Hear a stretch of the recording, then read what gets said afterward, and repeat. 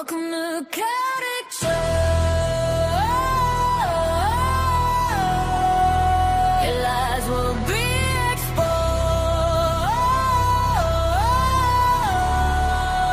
Welcome to Khaotic Show. Come confess, little bitch. Black veil, lipstick like a slit across the throat.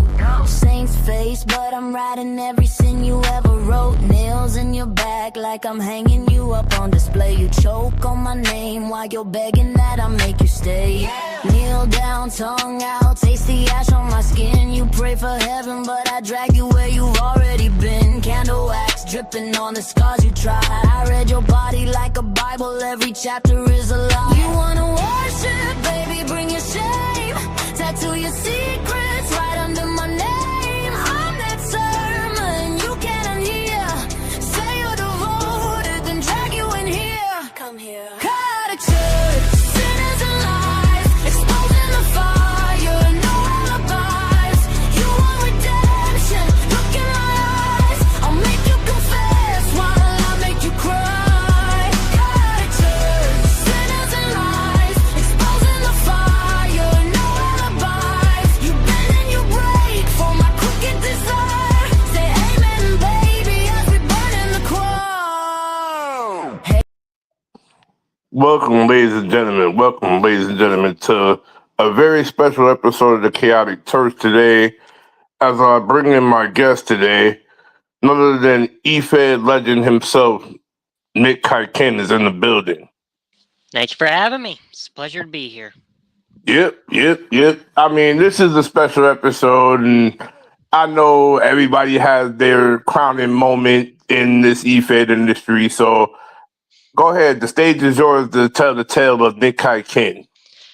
Whew. Well, I could definitely say it was definitely humble beginnings. Now, I will say this.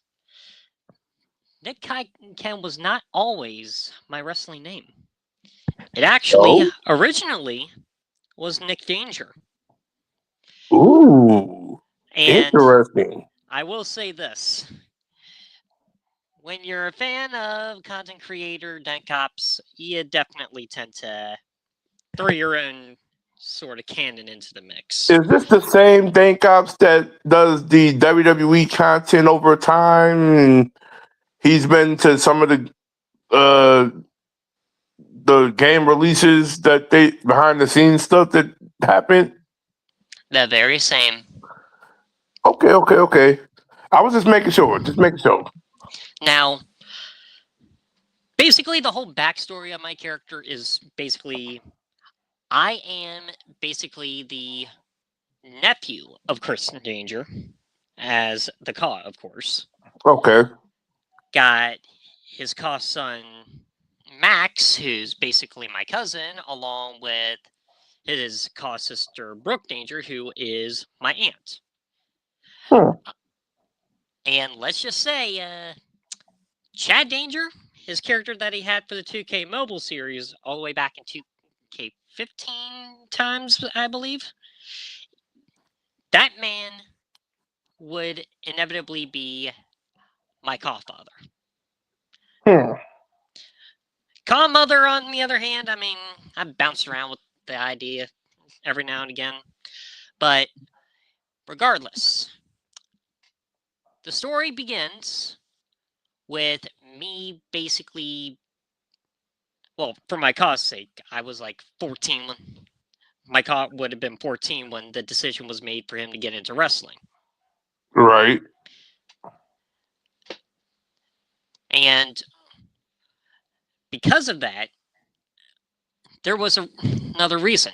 Because Nick Kiken would meet a woman by the name of Layla Storm, which we now know as my Kaw wife, Layla Kiken. Understandable. And because teenage hormones, go figure, we had our first child when we started dating at 15. Well, actually, I think it was more so once. Yeah, it would have been 15. Okay. And because we were teenage parents at that point, this does lead to one simple thing. Okay. Within Ka, my character has supernatural powers, like with the Star King and the Cosmic Emperor. Now, there will eventually be a story-based reason as to how both entities do eventually come together. Okay. But all I can say is when me and Layla were friends before we became like a couple, as in dating, basically. Gotcha. There was a certain show that we watched when we were 13 by the name of Ruby. Is this the same show that's like an anime based, but I never really saw it? I've heard a lot of good things about it, but didn't really get a chance to tune into it, if I'm not mistaken. It was made by the late Monty Ohm, God rest his soul. That's the it was originally on Rooster Teeth. Okay. But now, because of the original Rooster Teeth shutting down because of some stuff behind the scenes with Warner Brothers, Viz Media eventually picked up the licensing So this for is the Ruby the series. same anime that's literally being shown right now via Crunchyroll, if I'm not mistaken. But now it's on Hulu, on Pluto TV, and a few other services. Well, I might have to tune in and catch that after this to get started with the whole layout of it. Yeah, just gonna say it's I've not been DJ. trying to get a little list of good anime shows that are impactful, but also I could get a little thought idea process of creation for certain characters. Yeah, and now I'm just gonna say this now, DJ. Make sure you watch the trailers. They're out there on YouTube. They're literally labeled Ruby Red trailer, white, black, and yellow. Now that's gonna become very important. Gotcha. And make sure you watch them in order from red to white to black and to yellow, because there's going to be there's a lot of lore hidden within those. But then once you get into the show itself, I'm just going to say this right now. Volume 3 is going to hit hard because of one simple reason. During the development of Volume 3 of Ruby. Okay. Without having no spoilers or dialogue given away, because we all know how everybody in this community of anime does not like spoilers given to people when you want to get them into the show. Yeah, all I will say is Volume 3's development happened around the time of that would eventually transpire with the loss of the show's creator, Monty Ohm. Okay. So I'm locking it in as a mental note. So I could definitely say the ending of Volume 3. Because right now I've been in more of a Demon Slayer kick, if you don't mind. Yeah, it's a good show. My brother just recently got me into it. And I said to myself, because I wanted to rewatch the movie again so I could be up to par. So I went back through the show and I'm watching it again, and I'm like, I'm seeing a lot of things like that I liked about that I'll say tuned in with it, but also I'm waiting for the second movie to come out for the Infinite Castle. Oh, I can definitely tell you, if there is one anime I will definitely recommend to everyone, regardless if you love it or hate it, Sword Art Online. You know something? I did start watching the show. I may have to start rewatching it again from the beginning to basically catch up to get my mind refreshed on what I saw. Oh But my other than god, that, that episode titled "The Gleam Eyes." Oh my god, was that just because infamous? I don't know if you noticed, but I've been digging into the games as of Yeah, late. I have too. I definitely But can I say still got to as get the certain Alchemist, ones I that actually I completed. haven't played certain ones yet, like the newest one that just came out. I got to get that one in my arsenal. So bear with me here as I'm still trying to scrounge up the money to get that. But I'm gonna get it eventually. Yeah, Even if I gotta wait till I get my new system in place, that we can make that. I can make that happen. yeah. So let me see. Where was I? Oh yes. So when me and Layla had our first child, it was a girl, and because we were heavily into Ruby at that time, once we realized that she had some powers within her Goldilocks yellowish blonde hair, that's when we realized what her name had to be. Yang, named after the character from the show of the same name. Hmm. However, Layla's co-parents, who of course are unnamed, and my co-parents, being Chad and my unnamed mother, they did not approve of us being teenage parents at the time, so they gave us a choice. They were either going to disown us, or we had to put Yang up for adoption. And unfortunately, we made the choice to put Yang up for adoption. Mm. And she was literally out of our lives for practically 18 plus years. However, we did get her into a household of a distant relative. So she basically was more so like a cousin to her other siblings at the time before the truth came out. So she was still able to see us. Now, That's always a good thing. That's always a good thing.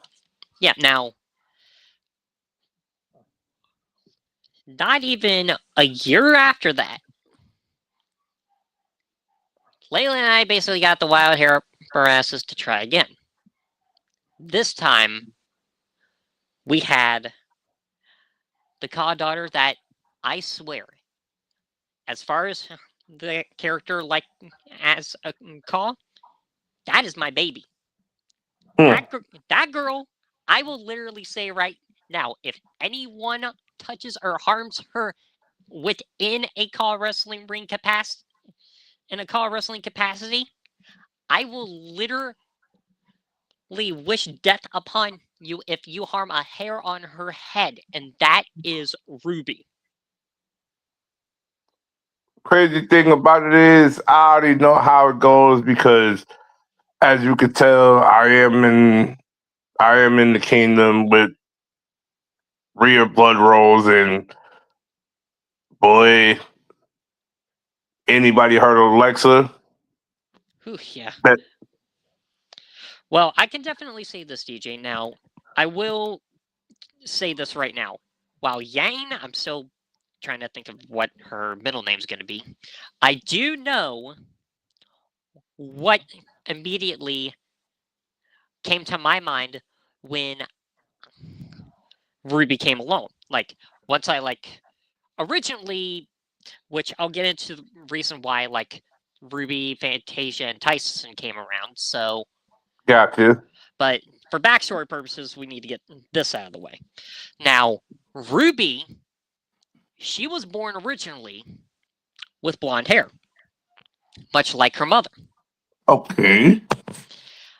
However, there is something about her when we gave her the name after her show counterpart that we did not understand until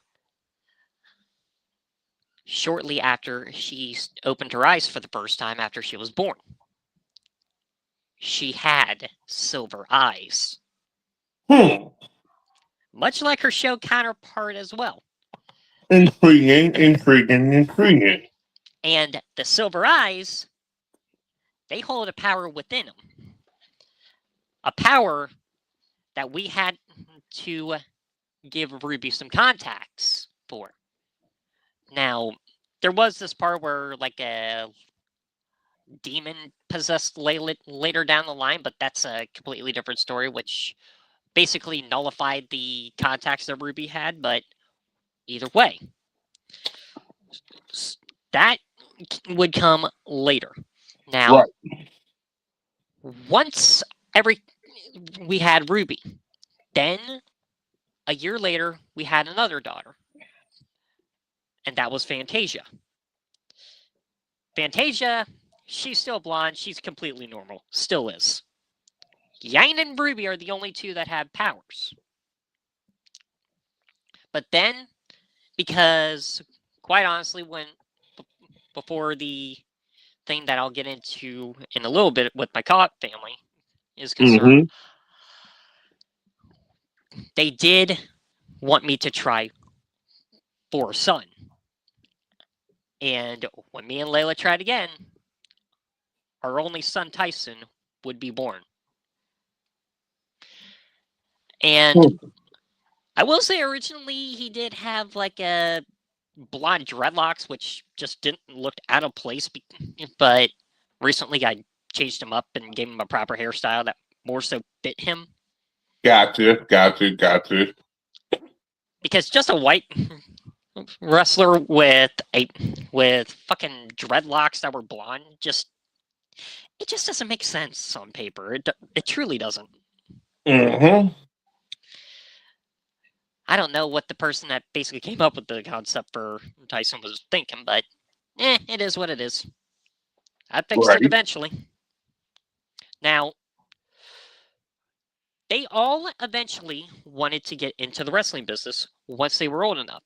Now, bear in mind, they still thought Yang was their cousin. But once Yang turned 13, that's when her adoptive mother told her the truth. And ever since that day, Yang focused not just on school until she graduated high school and got into the wrestling business. Ruby, Fantasia, and Tyson, same deal with them. And they, I can say, are easily talented. Because shortly after Tyson was born, that's when the fallout with my Khaotic family would happen, as far as like my godfather Chad Danger is concerned. Because he originally had me in the WWE. And because of the fact that this was still the authority and it was still under Vince McMahon at the time. Right. It's like the backbone of the whole outlook.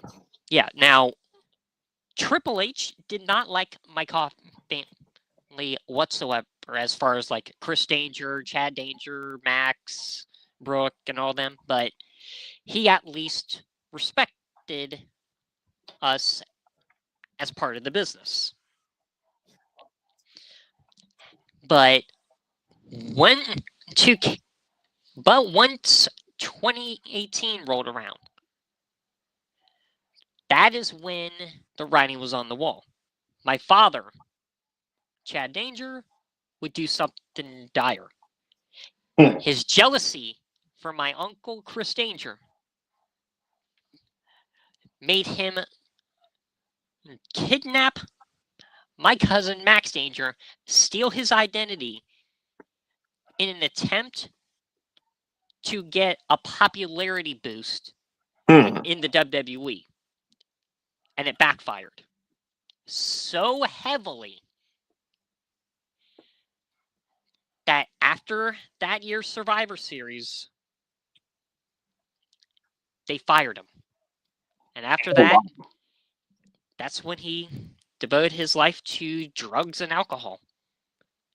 Which is why, to this day, I live a straight edge lifestyle along with my kids, Layla, and my commentor who eventually took me in shortly after I turned 19. Understandable. And that man's name was Shane Valentine. Shane trained me, helped introduce me to somebody by the name of Bree George, who was transgender, and slowly but surely me and her are kind of looking like we're gonna bury the hatchet after some COD drama from 3 years ago.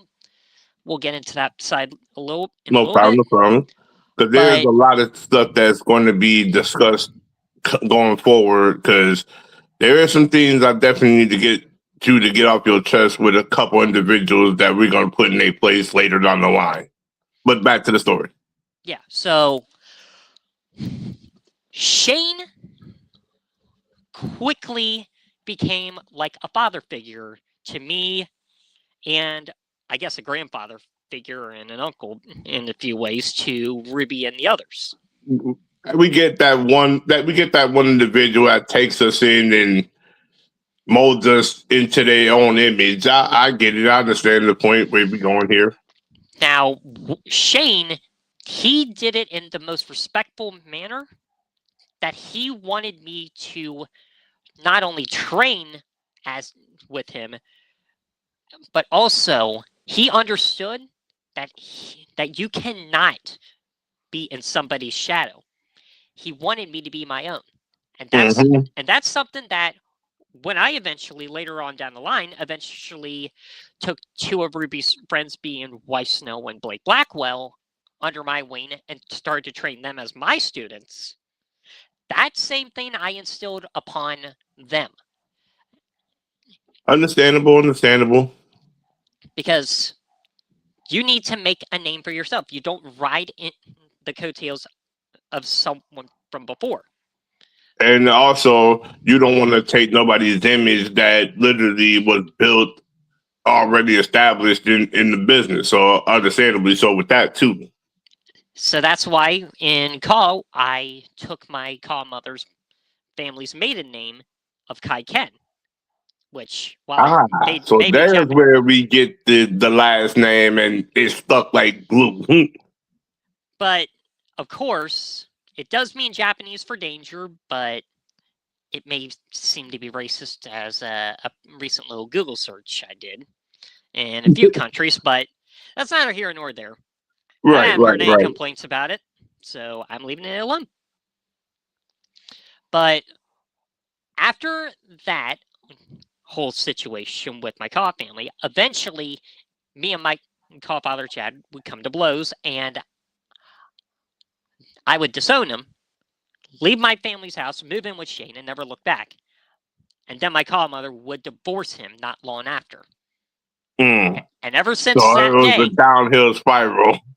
And ever since that day, never spoke to my Kaw parents from that moment forward. So everything went like downhill with everything you just mentioned, and the fact that you was training to get into the business is pretty intense. Yeah, and also around that time, after me and Shane eventually started to devote full time, and I started to live with him and train with him full time, along with my Kaw family, I met a kid that eventually I took under my wing, named Jacob Serber. Now, oh boy, that kid was a chore and a half. He definitely had stars in his eyes, and oh my God, the biggest ego complex I think I've seen in this community in years. Oh, wow. He cared highly about himself, and this was around the time that I was slowly about to be on my way out from WWE because of the whole COVID pandemic. Now, everything with him was fine. until when we got released from WWE as part of his little faction that he took me in with called the Blood Wolves at the time. Okay. Now, after that, we were basically left without anything to do. All we were doing was just train with Shane, possibly see if we could try to find some independent promotions that would take us in. And yet, we got nothing. That is until we got into the COD community as a whole and met Bree. Bree helped give me the look that originally I had in my former workplace when back in my first run before I came back, gave it a new little coat of paint, and the rest was history. Now, the problem that started with me and Jacob, it really started to slowly ignite a spark with that fire that burned when the group that consisted of me, Bree, and him, called the Traverse Elite, fell apart. When Bree left me and him high and dry, that's where the cracks within mine and his friendship started to form. Gotcha.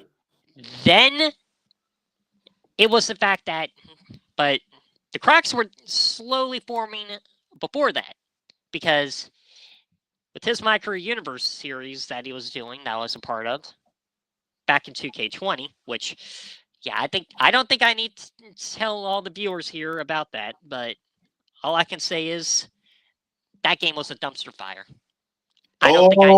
Trust me when I say I know the existential circumstances behind that title was literally crazy to see, but also the amount of bugs and glitches that game had was just Oh my God! I swear to God, DJ, when I traded in my PS4 to get my 5 several years back, I made damn certain that my physical copy of 2K20 was immediately the first game I traded in. So you said this got to go bye-bye. We put this into the equation with it.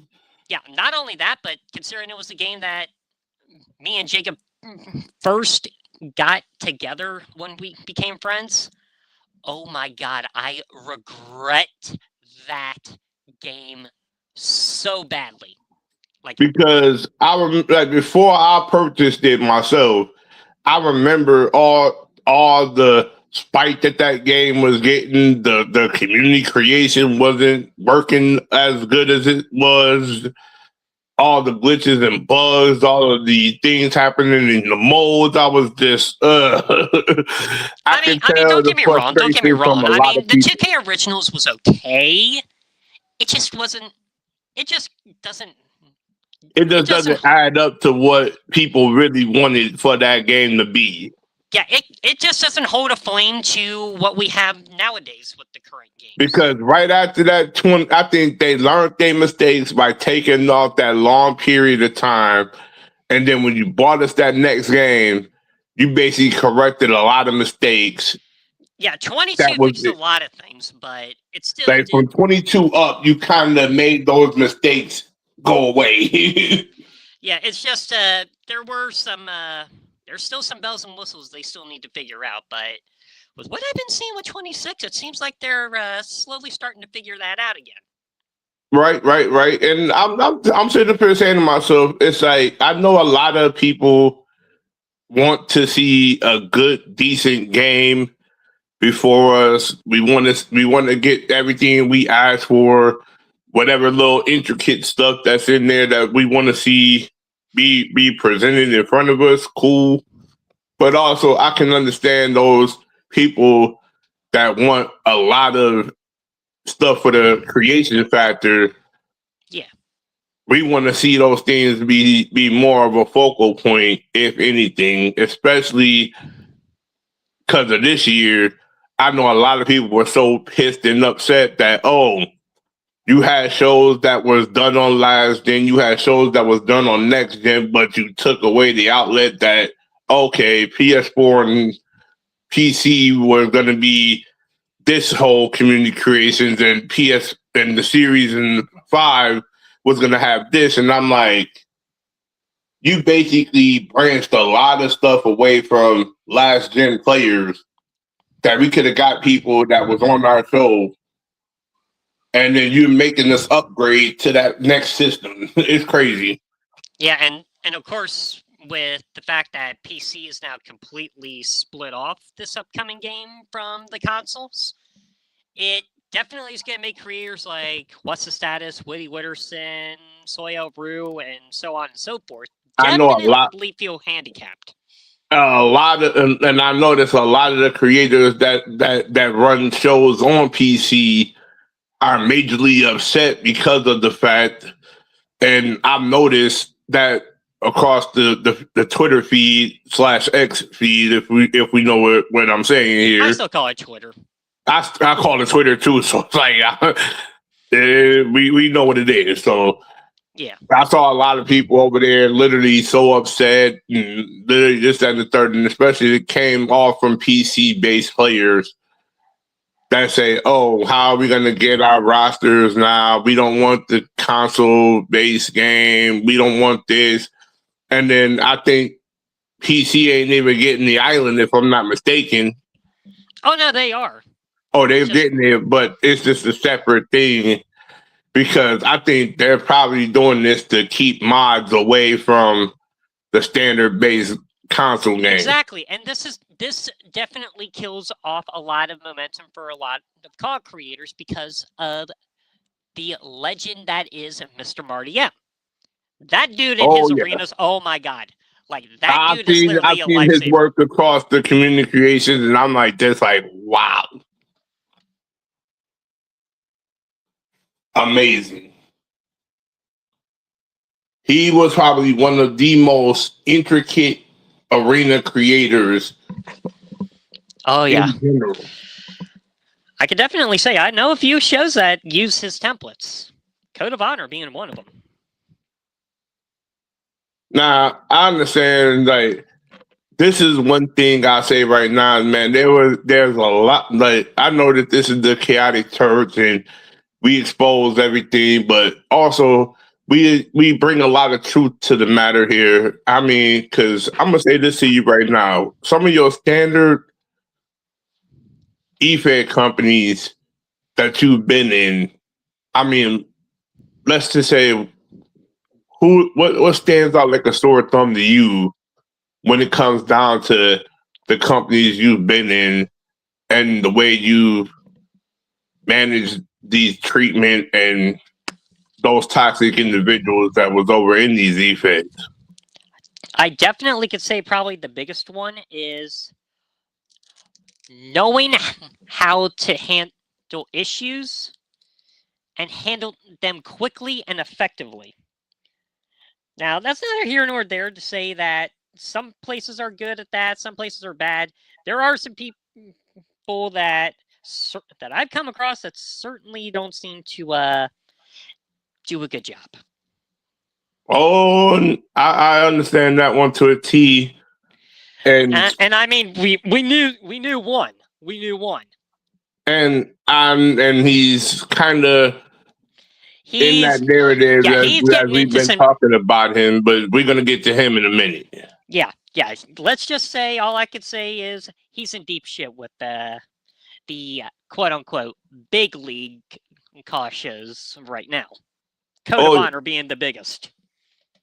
And the funny thing about it is this: he's going to drag a lot of creators down a very narrow path if they don't break away from him. Yep. Now, and I feel like the two biggest names in particular, and I'll say them right now, Eve Heron and Heather Ray. Yeah, I mean, sure, Caleb SPR Sugar Kid, they're on the side, but right. I could definitely say things are looking on the upside for them, but the sooner it's all situated, The that's better. when I can definitely say it will be the better. Yeah. Now, let me see here. Where was I with this whole story? Oh, yes. So, Jacob definitely cared more about seeing himself at the top of the mountain on his own universe mode series, My Career Universe series, Right. and never decided, okay, you're my friend. Maybe I should put you over. No, he cared more about having a year-long WWE Championship reign than possibly putting me over eventually and having me hold on to the title for a while. Right. It's one of them, okay, here. I built you, but now I'm taking myself to the next level, but I'm not giving a damn about anybody else that was around. Now, there was a point that I can say now, considering Roman Reigns' 4-year title reign. Yeah, Jacob, if you do that series again, good luck, buddy, trying to top that. It can't be duplicated nor recreated. Yeah, good luck trying to get that all situated with all those shows of yours, because I'm warning you now, Jacob, you got a lot of games to go through in order for that series to, be dealt with. Or at least relevant in that case. Yeah, and also to beat that title reign set by Roman Reigns. So good Right. luck. But I don't see him doing that anytime soon because he's pretty much already killed off the series for all I know. I mean, I distanced myself from him. Brie distanced herself from him until she eventually went back with him, which I'll get into later. Right. But either way, Jacob's caring more about his call career and all these shows that he's a part of than And worrying about I'm his own just trying to content say to creation. myself, is this the same Jacob that I'm kind of in cahoots with in another show, RSW, and I'm over there probably with the same guy that you know. Is it it was his name either Jacob Serber or Project Shogun? Yes, that's the one. Oh dear God. Well, don't let him know that you know me. Oh boy. Because he's still salty. He's still salty about What up, Mark? Mark's comment in the chat. Oh. Well, at least now I can say I'm glad we have an audience.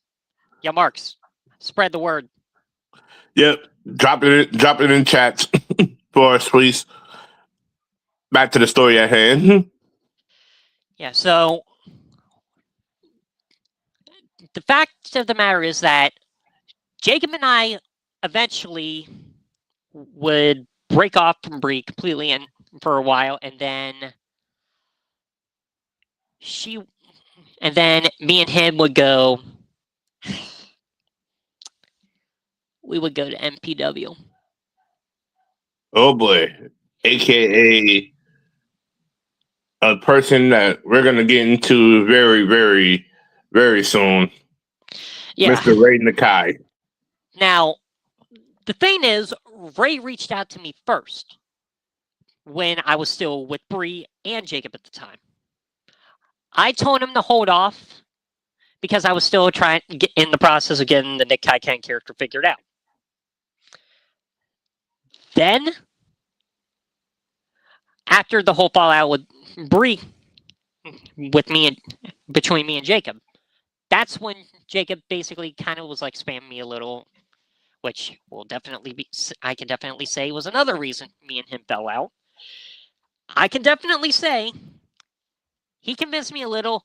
I called up Ray, sat down, got to know him a little, and was like, okay. And right around the time that 2K23 was just freshly out, we The made the John move. Cena cover. Yeah, we made the decision to sign with MPW. Oh boy, how we would come to regret that. Well, we all know the disaster that sideshow was going. well, my first run with MPW definitely. Well, I mean, I debuted at their What up, first ever Wrestle JK? What up, Fandom. JK? Welcome to the show. What's up, boss? Anyway, so I made my debut at their first Wrestle Fandom. Beat the owner of RHW, Grim Cadillac, and he was already out the door before that.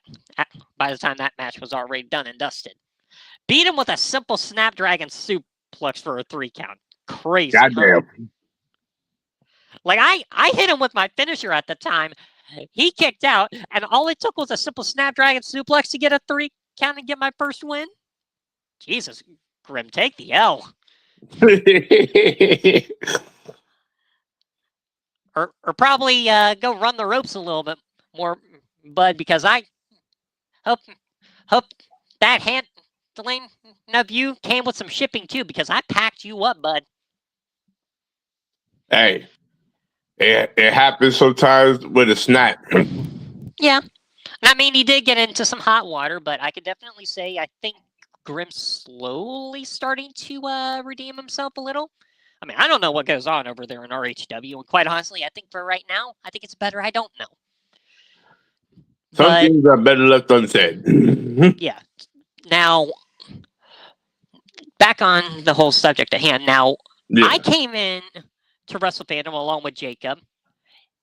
He originally did not win his debut match. He got squashed. He begged and pleaded for the match to be redone. And it was. He got the win, as well as I. Started our careers off with a bang. That's where I can definitely say I think the first red flag came. Then the second one came via what transpired shortly around the time that me and him won the Twin Star titles. Because, well, I wanted to be basically more of the mouthpiece for our faction, the Straight Edge Elite. He definitely wanted to put his 2 cents in to allow him to also have some little structure and everything. Yeah, some voice lines here and there, but regardless, me and him were a faction. I wanted to be essentially the mouthpiece for him. Because, I mean, I was good with promos at the time. Still am. Right. But at that moment, I thought everything was fine. But he then started to be a little bratty kid and started causing issues. Or should I say, a person that's showing their true colors? Yeah, pretty much. Now, ultimately, when the people that were partnered with Ray at the time, known as the Carpe Diem Network, when Deshaun Walt basically invited me into their Discord server, I saw Bree was in there.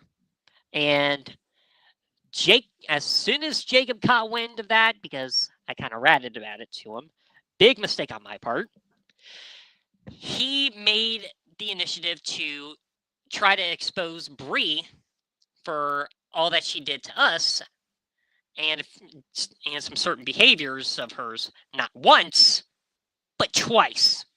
Bree got me to break away from him. Well, she came back into my circle. She allowed me back into her circle and basically gave Jacob the cold shoulder. He did not take too kindly to that. And then eventually, time went on, I cut him off. Deshaun made the notion on MPW Ascension Episode 3 to not only write Jacob off, but to also bury his character. Immediate red flag.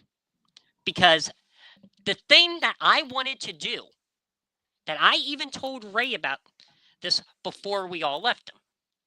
I wanted that storyline to be simple.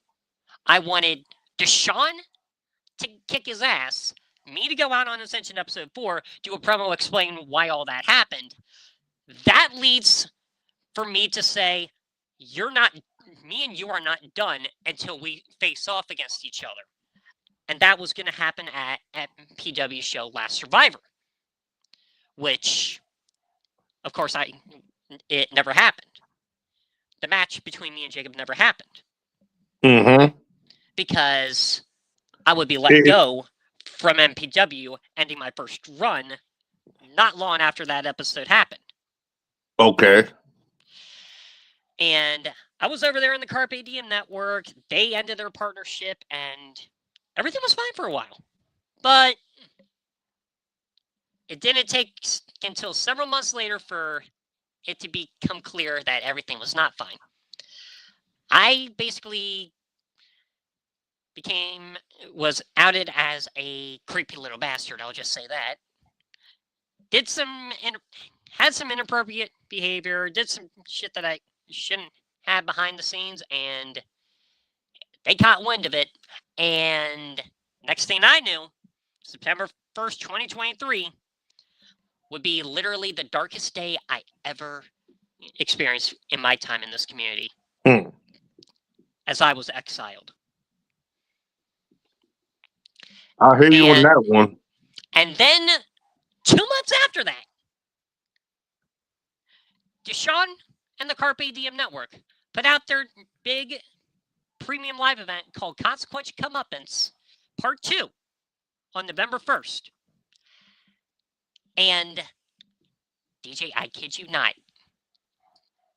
Deshaun did something that to this day I will continue to hold over his head unless he apologizes to me directly. Okay.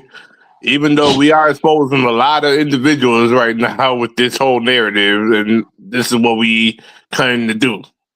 Yeah, now, Deshaun and all of them, they basically kind of held me off for their little rebrand to their show called Carp Noctum Wrestling, which was going to replace their soon-to-be shutting down side of their show called Reign of Valiance Wrestling. Now, all those plans got scrapped because Deshaun did something that easily I can say you should never do to anybody's character in a co-op promotion whatsoever. Beat me up with a baseball bat. Beat me up with a baseball bat first. Hit me with this finisher, which I stole from him, which is Aleister Black's Black Mass, which he called the Deafening Silence. I literally call it the same name. And then picked me up, did a little angle with the little Dean Ambrose gun taunt, and shot my character in the head, essentially killing my character. And ever since that lovely day, I have held a grudge towards Deshaun and the Carpe Diem Network for that. I see. So it's a lot of things that happen in the call community to you that's getting exposed on this here episode. And I say this right here, they deserve all this publicity that they're getting because they did wrong for everybody to see that on their show. Yeah, and here's the thing. Another transgender friend of mine by the name of Alexis Adams, if somehow, some way she sees this, shout outs to you. You're a real one for defending my honor literally 24 hours after that show premiered. And I'll say this. Lexi's the only one that I kind of told the truth about that whole matter to. And she's still friends with me, even though she does associate with a group of individuals that associate with a certain somebody that Ray now associates with. But we're going to get into those individuals in just a second. Trust me. Stay tuned, ladies and gentlemen. Stay tuned. Yeah, but as far as I can say, Alexis Adams does not, I repeat, does not, as far as I'm aware, associate with Trey Jeter. Okay. Noted. For those that's watching, noted. Now, I will say, however, that when all that eventually came about happening, sooner rather than later, karma came to bite Deshaun and the Carpe Diem network in the ass. So, but I can say right now, 3 years ever since that happened, Deshaun's pretty much on his way out of the community. The woman he was with, he's no longer dating. And I can certainly say he's trying to basically apologize to everyone that he's wronged in the past, including myself, without so much as addressing us entirely ourselves. But I can definitely say, if I get in contact with SR Sugar Kayla or somebody within the Carpe Diem network at the moment, and they are able to get me back in contact with Deshaun, I'm going to get an apology from him, and I'm going to tell him you need to take some proper accountability for that stunt, because that was uncalled for.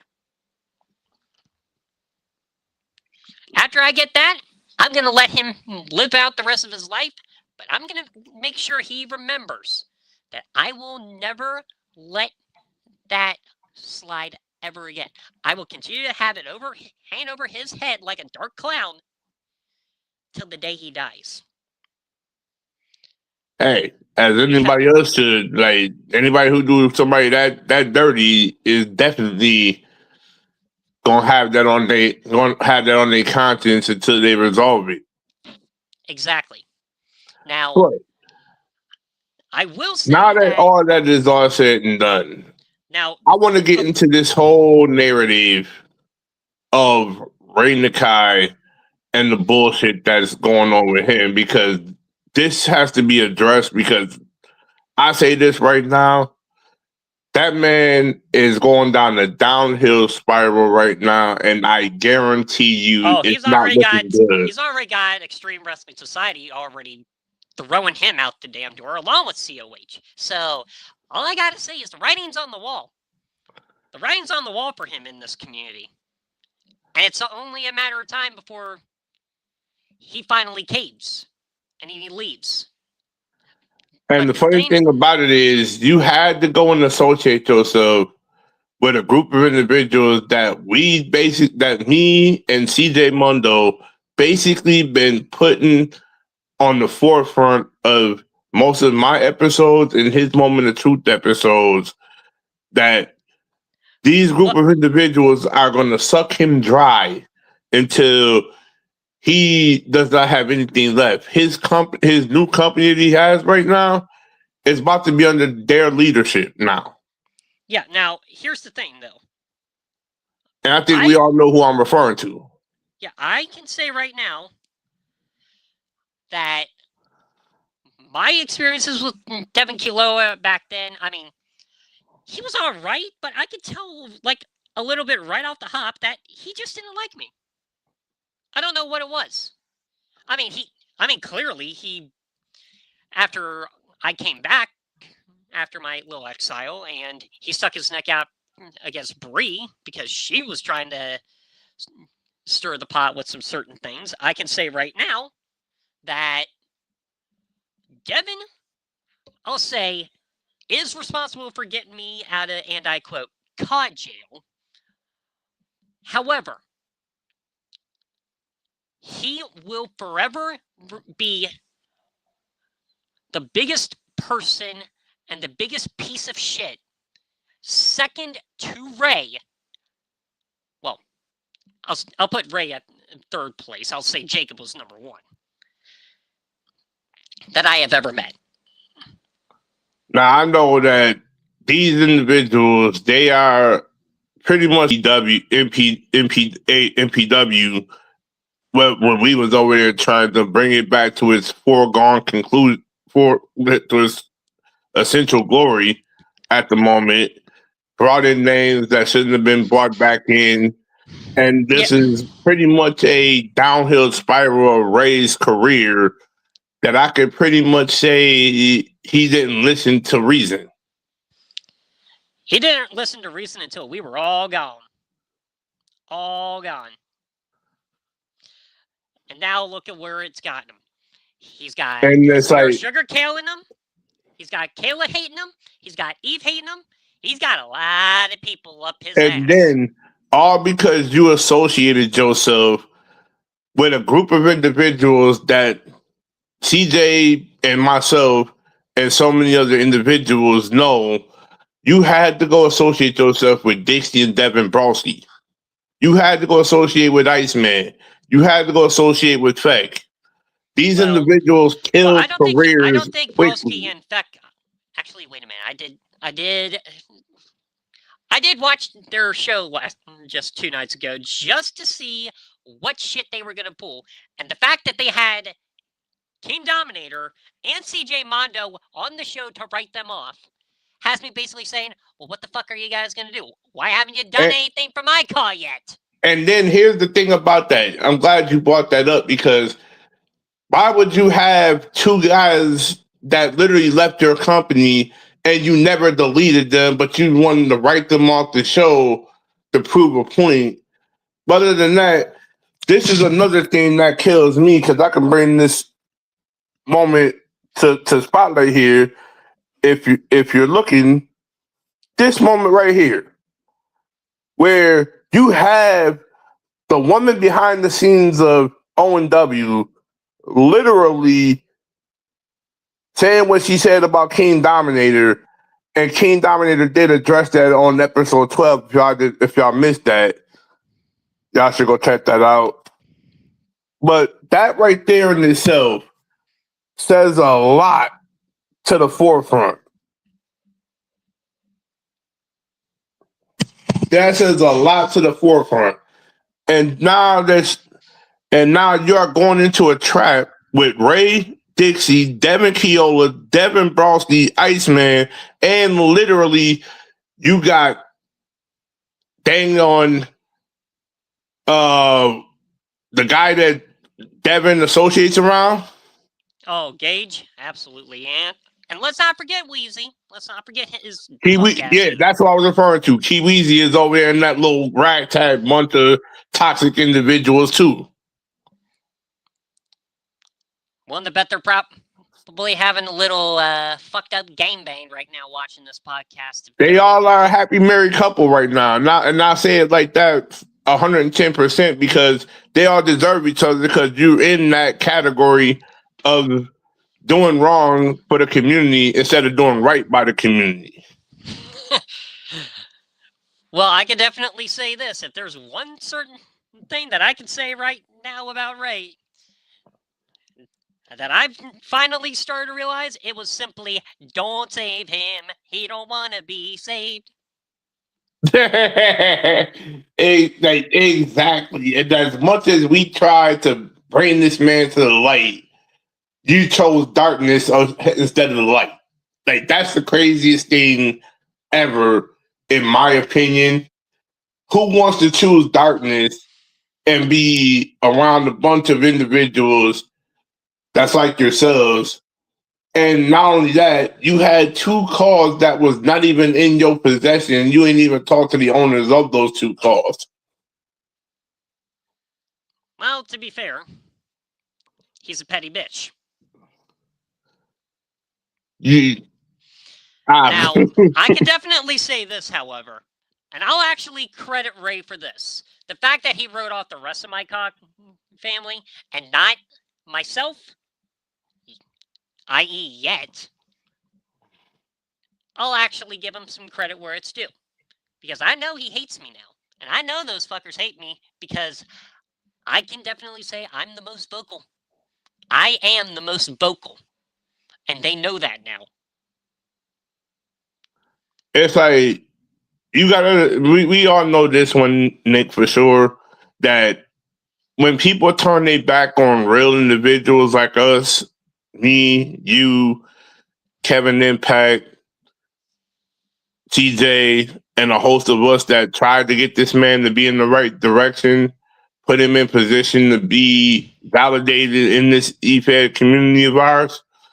But unfortunately, you turned a good thing into a bad scenario, and now you on your own. Yep. Because I don't support people that support PDF supporters, Ray. I'm sorry. And I'm like this. And the funny thing about this is when me and you kind of talked in the Discord when everything went down the way it went down, Nick, I was just like, yo, funny, why is everybody leaving out the chat? I'm like this. And then you had kind of explained to me the whole layout of it. And I'm like, you know something? MPW is going downhill because he's wanting to bring back these individuals. And then I kind of heard out of nowhere that they was bringing back Kevin Wolf, a.k.a. the guy that's really the real cancer of the EFED community. Oh, I can definitely tell you. I've had my experiences with that fucker, and so has Jacob Serber. In fact, he's the real Ray actually told me something. When Kevin was still around, he's the reason Jacob is and was the world champion of MPW during the time of my exile. Kevin Wolf and Jacob Serber came to blows not once, not twice, 3 fucking times. The third time, Jacob was out the door. And that was before Blood Vengeance. We get breaking information, ladies and gentlemen, that we're sharing with the EFED community. Well, I mean, I was the one that knew this because Ray told me himself. Now, do I believe this a little? Just a bit. Do I think Ray was literally talking out of his own ass about it? Maybe. Now, that's not saying that I am wishing a lot of bad things. I just want him to understand that because of the choices he's made, the consequences are now starting to rear their ugly heads.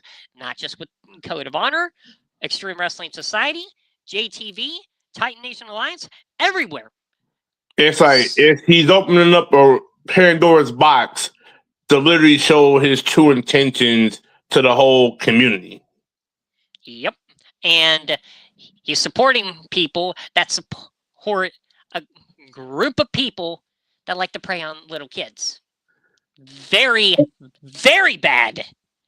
And if that doesn't say a lot of things and to bring these individuals into the car community itself is kind of a bad scenario, if anything. And I say it like this. They don't deserve to be in the car community, nor do they belong around people in the car community that don't tolerate that narrative. Exactly. Now, I will say this right now.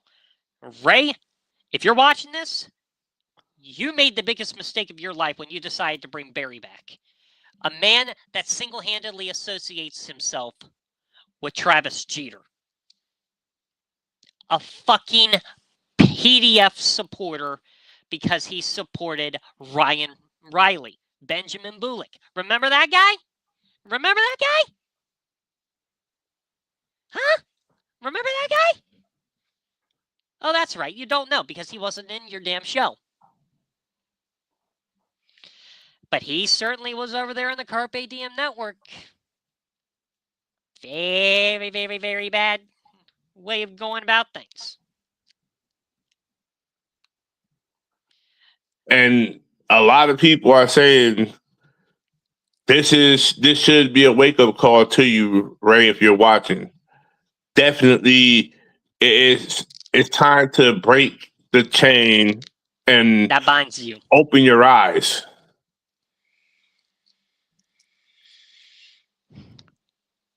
Nick was right there as your right hand, telling you everything not to go do, not to hang around, not associate. You had people that was telling this to you. Even me and CJ Mundo was sitting up here saying, do not associate yourself with these individuals, the Browskis.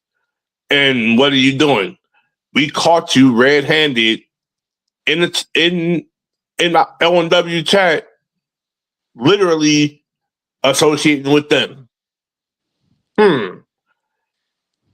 It's like you're going down the downhill spiral and you're not recovering from it anytime soon. And we don't need this in 2K26 neither. Yeah, really, Ray. What's next? You gonna try to make amends with the Carpe Diem Network next?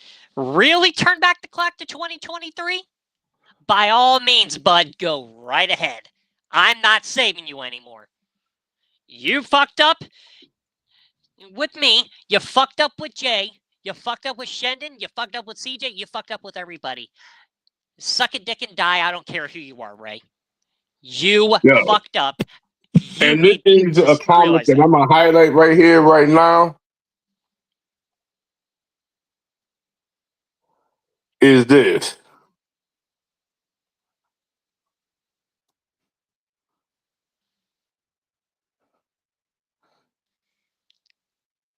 You and your crew need to be canceled, right?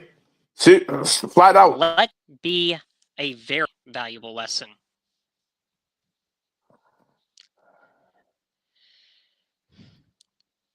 Let that be a lesson to you, Ray. If you see this, you made your bed with and this. And then here's another thing that I'm gonna highlight. For Ray, you're gonna get locked up for everything that you've done, and you don't want to hang around or associate yourself with those individuals. You just don't want that. You just don't want that. You don't want to put yourself in a predicament where you are literally portraying yourself and your show under their guidance. And if you have them under your guidance, you're going to get your fan base into a world of shit that you should not have. Yeah, and I just saw Shen's comment, and I just got to say this, Shen. I feel ya. I feel ya. We tried to warn him. Everybody had their best interest for you, Ray. And all we wanted to do was see you succeed. But you're going down the spiral that is ultimately going to get you in a predicament you don't want to be in. And don't come running back to us saying, oh, we wasn't there for you. We didn't do this. We didn't do that. No, you chose this on yourself because you decided to hang around individuals that we were trying to get you away from. Yep, and you decided, oh, I'm going to try to ruin Nick Kiken's chances in other shows like Extreme Wrestling Society and Code of Honor for his chances to even so much as get back in there. Yeah, Ray, let me ask you, as of recently, how well did that work out for you? How well did that go for you after they found out the truth? As CJ Mundo just said right here.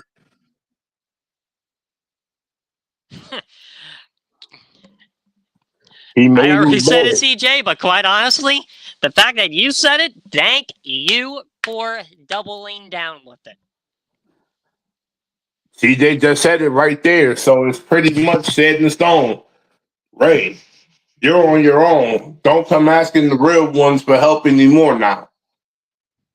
And I'm glad I brought Nick on this episode to basically make his point known to you and these toxic narrative people, because y'all think y'all have the control. Y'all think y'all shows are this, that, and the third. You know you wouldn't be able to touch TNA. You wouldn't be able to touch JTV. You wouldn't be able to touch half the shows that are doing way better numbers than you combined. Let that be a lesson. As a matter of fact, I'll say this right now. Considering I'm sure that Jacob Serber's still back over there, and maybe Bree George is over there right now, I will say this right now. Ray, I fucking dare you. If Jacob is over there, I fucking dare you to have him go up against me. Trust me. You do that, I'll know just how petty you are. It already Try me, shows, bud. Try me. like, and Nick, it already shows that in that first episode, me being over there, listening to their commentary and all that stuff, they literally was popping heavy shots. Him, Devin Keola, and all those other clown balls, they literally was popping so much shit. Like, oh, we got this, we got that, but no. What y'all don't want to admit the truth? Y'all had handouts given to y'all by real individuals, by real people that literally stood up for what the community needed and wanted. But y'all chose jealousy and envy against people that were only there to help you. Yeah. Make it make sense. In fact, I'll just say it now. Ray literally went from trying to ask for advice from all of us to immediately, once he went back to Trey, them, he literally went from, oh, I need help with my shit, to, oh, Mr. Jeter, you taste so good. Yo, you know what? You know what that tells me, Nick? And I'm gonna be dead honest with you. He was being real with us 1 minute to now being a sap sucking kiss ass. Yep, he's a dick rider. Enough said. At the end of the day, we don't associate ourselves with people who are following trends of what other eFed owners are doing. We're making our own trends over here.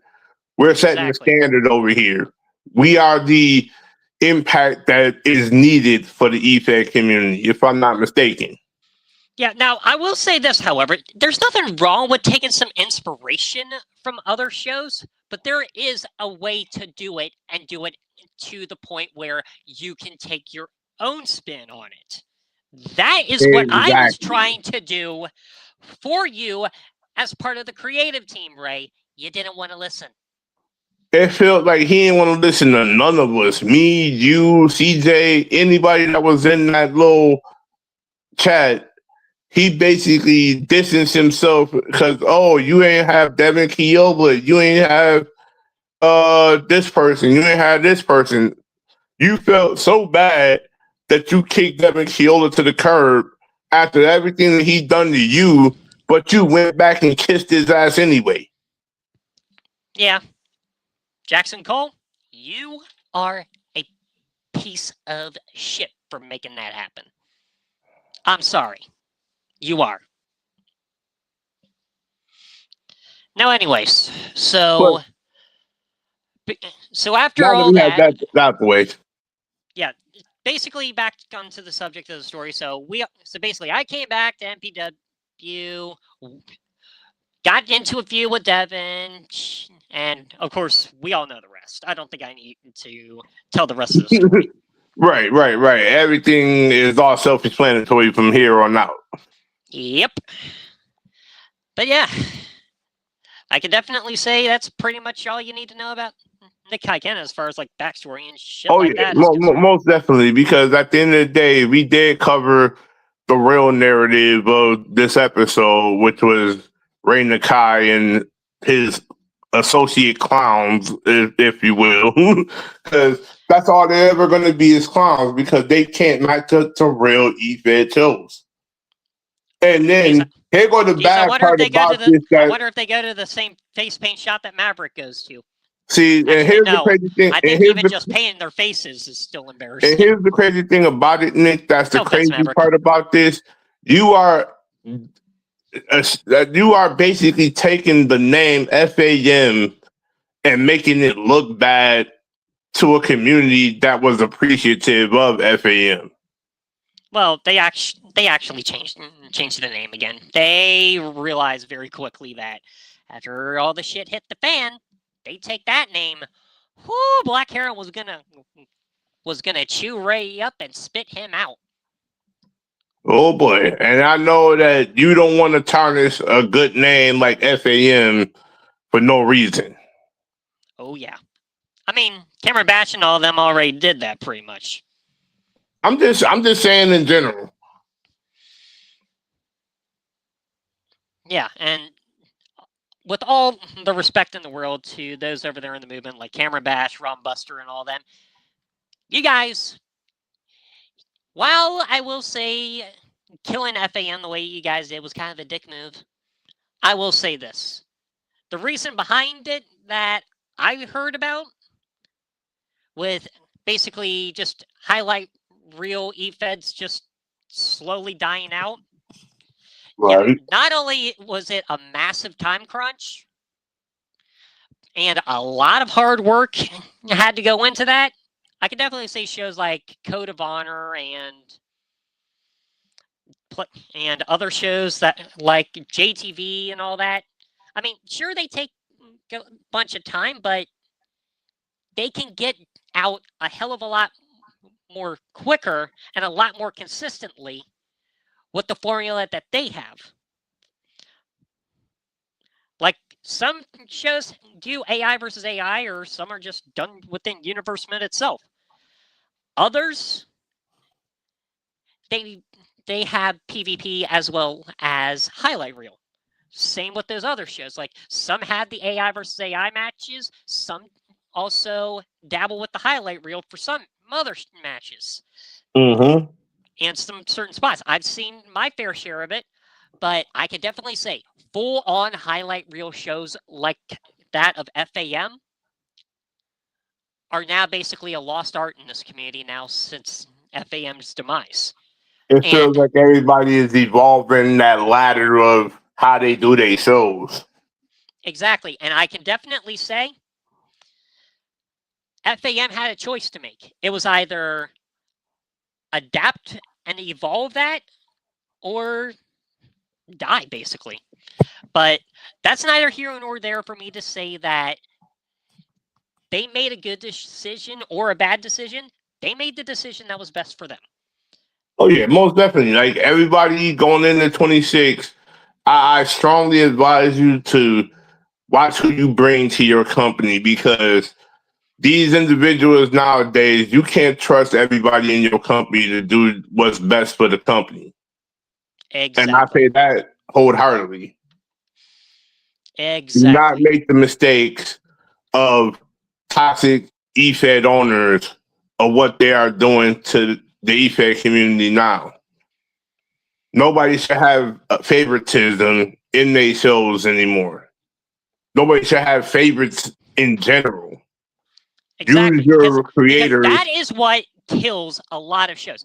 Because if you cannot get one fucking superstar that is your world champion to pass the torch to the next generation, looking at you, Devin, your show's gonna tank. Enough said. And like that is a huge factor in itself, Nate, that I brought up there because no show should basically have favorites and then have your own cause be the star point of the show itself. Unless you're someone like Shendon who is just too damn good at PvP to be beaten. Hey, if you got a guy like that, then oh boy, he's a tough one to crack. Like that's what I'll say right there. You got those individuals like that in your show, they're tough to crack. Yeah, believe me, I found out the hard way in training matches with him. He is a tough bitch to beat. It's almost like you gotta have that Brock Lesnar style player that'll blow through anybody in your roster, no matter who stands up against him. They're gonna get their ass kicked. Yep. But I think I got what it takes to beat Shenton. I just got a lot of work to do in order to do that. And also I got to worry about trying to even out the odds against BKS. But we'll get to that very, very soon now, won't we, Shendon? At the end of the day, I will say this: if you haven't checked out the aftermath of or Mondo Mania and notice what we are referring to here, go check out Mondo Mania. It's definitely worth it to watch right now because that little segment that you had right there, Kevin Impact, BKS, and all those guys, that was like one of those epic moments that you can say is star-studded action right there in itself. Yep, I can definitely say this right now. Shendon, just try to do that shit again when I know you're coming.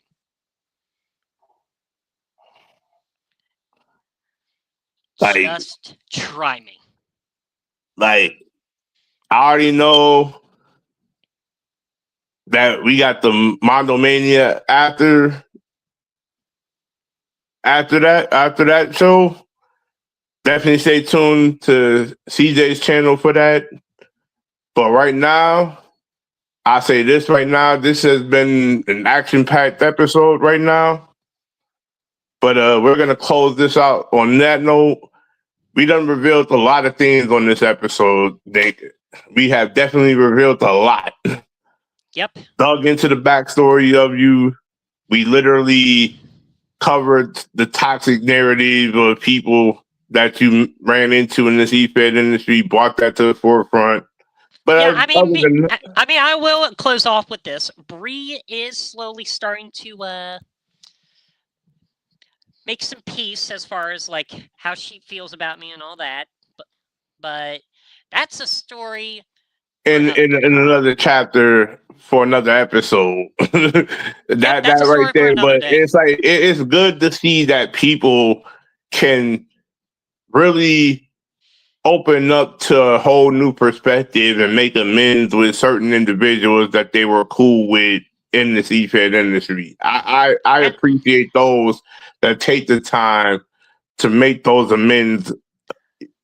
Yeah, valid. And I mean, to be fair, me and Bree had a comment to me with this whole thing, so bing bong, you're being summoned. But it's like, but we're gonna close out the chapter on this one. Like, comment, subscribe, and we'll catch you on the next episode.